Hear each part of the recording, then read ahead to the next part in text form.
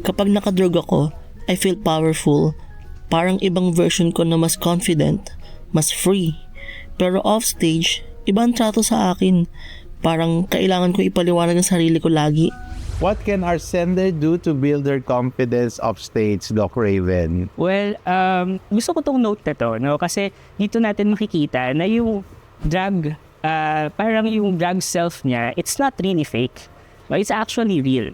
No, maybe the right question is not kung paano ba siya mas magiging confident offstage. Maybe the most appropriate question on this situation is to ask, ano yung sinasabi ng drug self mo na gustong matutunan ng offstage self?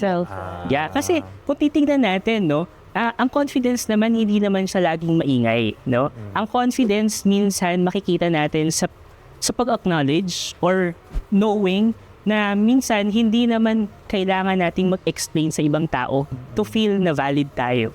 And hindi natin yun hindi natin yun ma-achieve agad in grand gesture or grand transformation. Minsan ma-achieve natin siya through small steps, no? Acknowledging yung aspect of yourself that wanted something. Kasi maaaring yung drug self niya, it has something, parang merong message na kino-communicate ito dun sa kanyang offstage self. Maybe the drug self is trying to communicate na kaya niyang mag-take up space, no? Kaya niyang maging siya nang hindi kailangang mag-explain ng kanyang existence sa ibang tao. So kasi it depends also yung her being dragged. Unang-una, is it just for work or this is something that she wants to do as an expression of her other self, na this is how she wants to manifest herself?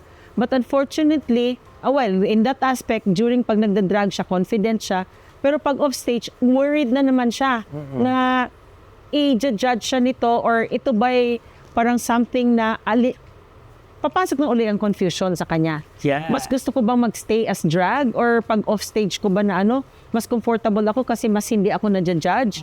Diba? Parang ganun. Yeah, and valid yung confusion na yun. That's why maganda na tanongin niya sa sarili niya kung ano ba yung gustong matutunan ng offstage self niya from the drug self. Kasi for sure, minsan kasi ginagawa natin tong drug na to kasi gusto nating ipakita or ma-experience yung version ng sarili natin who is more brave, no? Yung more expressive.